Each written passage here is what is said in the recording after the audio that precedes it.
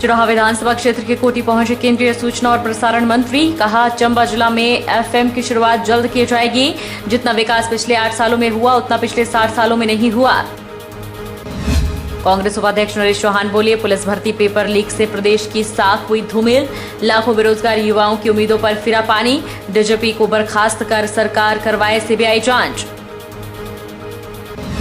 मंडी जिला के सुंदरनगर में जहरीली और नकली शराब कांड में 8वीं मौत। 40 वर्षीय दिलीप ने तोड़ा दम। पिछले 115 दिनों से आईजीएमसी शिमला में था उपचाराधीन।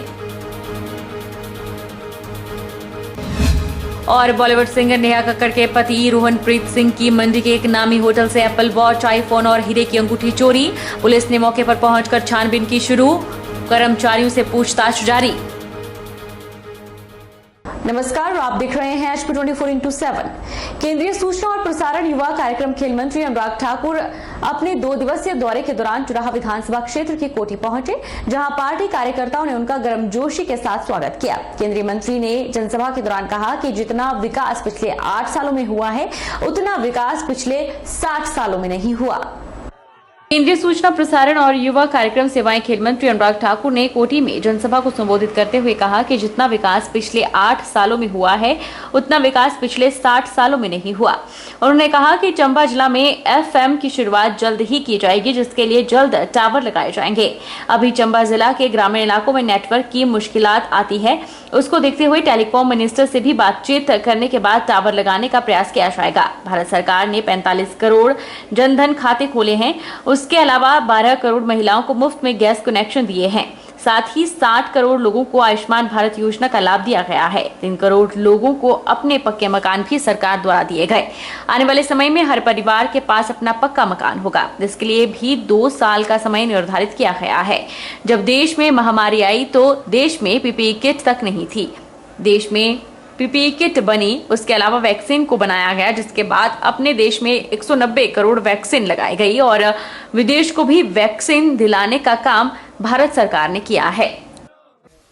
अगर आपका भाई केंद्रीय सूचना प्रसारण मंत्री है तो फिर एफएम भी आपके यहां पर बजे। उसके लिए मैंने कपूर साहब, हंसराज जी और बाकी प्रतिनिधियों को, नैयर साहब वगैरह बाकियों को कहा है कि थोड़ा मैं भी डिपार्टमेंट से सर्वेक्षण करके मंगवा लूंगा।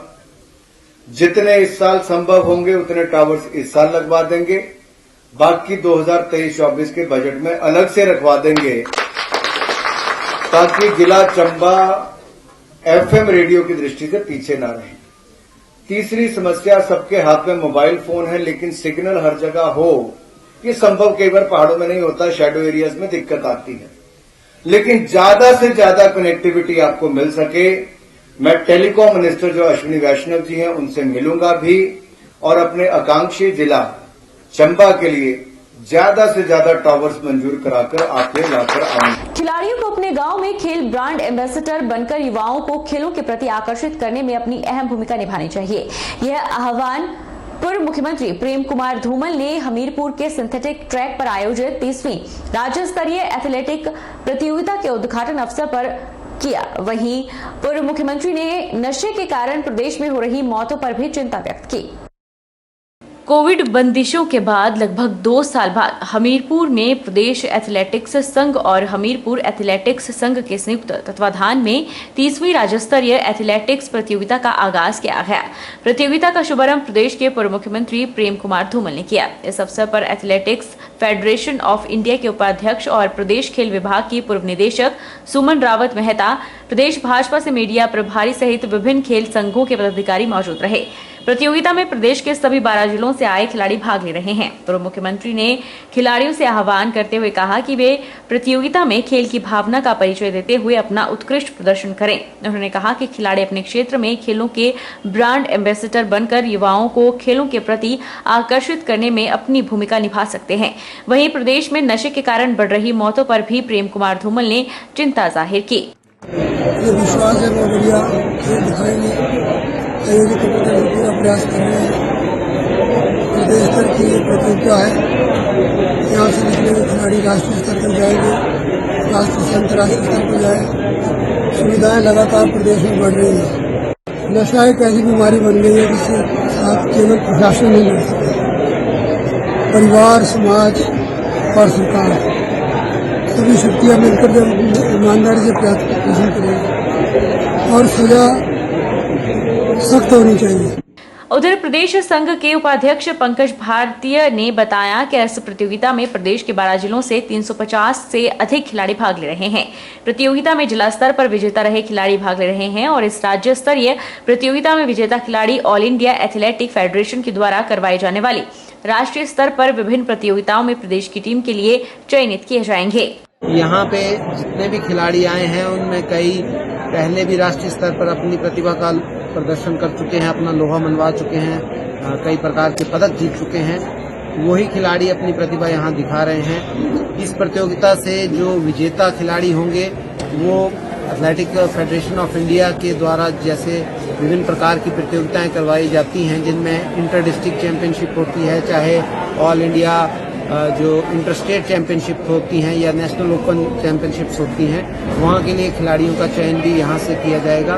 प्रदेश के सभी जिलों में कोरोना की चुनौती को मात देते हुए पहली बार लगभग 3 साल के बाद जो है अपनी अपनी जिला स्तर की प्रतियोगिताएं भी करवाई गई हैं और इन्हीं प्रतियोगिताओं से चयनित होकर और जो AFI ने मापदंड तय किए थे उन्हीं के अनुरूप जो है वो खिलाड़ियों का चयन किया गया था और वही खिलाड़ी यहाँ पे आकर अपनी प्रतिभा का प्रदर्शन करवा रहे हैं। जिला अस्पताल बिलासपुर में स्पेशलिस्ट डॉक्टर्स की कमी, अवैध खनन, अवैध कटान और नशा माफियों की सक्रियता को लेकर नैना देवी से कांग्रेस पार्टी के विधायक रामलाल ठाकुर और पूर्व लोकसभा सांसद सुरेश चंदेल ने प्रदेश सरकार और पुलिस प्रशासन की कार्यप्रणाली पर निशाना साधा।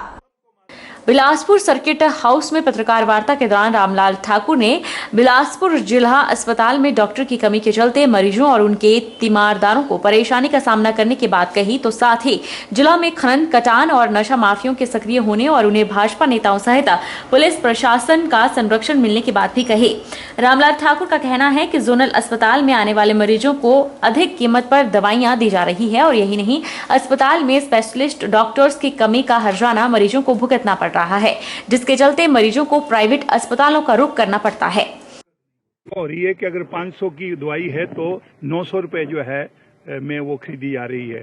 स्वास्थ्य विभाग कुछ नहीं देख रहा है उसका। कितने दिनों से बोलते आए कि हिमाचल प्रदेश में अगर स्वास्थ्य विभाग की जांच हो और स्वास्थ्य विभाग में जो कोरोना के समय में जो गड़बड़ी हुई है उनकी भी जांच होनी चाहिए। जांच कहाँ होनी, जब उस समय के जो स्वास्थ्य मंत्री थे वो भी उसमें शामिल थे, अगले स्वास्थ्य मंत्री आए तो वो भी उसमें शामिल थे, तो जांच करने वाला कौन होगा। इसलिए मैं कहना चाहूंगा कि स्वास्थ्य विभाग में जो गड़बड़ घोटाला हो रहा है और बिलासपुर जिला हॉस्पिटल का जो बुरा हाल है, जो जोनल हॉस्पिटल है, उससे मैं कहना चाहूंगा कि स्पेशलिस्ट डॉक्टर यहाँ पे नहीं है। एक चाइल्ड स्पेशलिस्ट एक है, एक ऑर्थो का है, जहाँ पे 2-2 डॉक्टर 3-3 डॉक्टर हुआ करते थे। आज यहाँ पे देखने वाला कोई नहीं है। कांग्रेस उपाध्यक्ष सुरेश चौहान ने शिमला में पत्रकार वार्ता के दौरान कहा कि पुलिस भर्ती पेपर लीक से जहां प्रदेश के लाखों बेरोजगार युवाओं की उम्मीदों पर पानी फिर गया है, वहीं विपक्ष को चुनावी वर्ष में बड़ा मुद्दा मिल गया है। कांग्रेस ने मामले की जांच के लिए गठित SIT पर सवाल खड़े किए हैं। कांग्रेस ने DGP को बर्खास्त कर CBI जांच की मांग की है। कांग्रेस उपाध्यक्ष नरेश चौहान ने शिमला में पत्रकार वार्ता के दौरान कहा कि हिमाचल में पेपर माफिया सक्रिय है। JOA के बाद पुलिस भर्ती पेपर लीक हुआ, 3 से 5 लाख में पेपर बेचा गया। उन्होंने कहा कि पुलिस विभाग के मामले की पुलिस ही जांच कर रही है, जिससे निष्पक्ष जांच नहीं हो सकती। DGP इसे गंभीरता से नहीं ले रहे।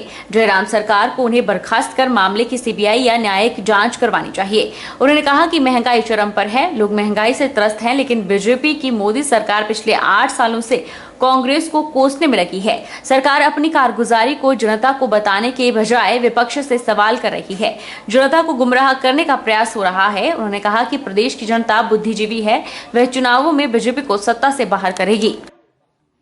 माननीय मुख्यमंत्री जी से 2 सवाल करना चाहती। जो पुलिस भर्ती में पेपर लीक हुआ, उसमें कुछ चीजें पब्लिक डोमेन में मीडिया के जरिए, सोशल मीडिया के जरिए बाहर आ रही कि बहुत सारे ऐसे केसेस हैं जिसमें लोगों ने 6 लाख से 8 लाख रुपए तक का पेमेंट किया और पेपर खरीदा।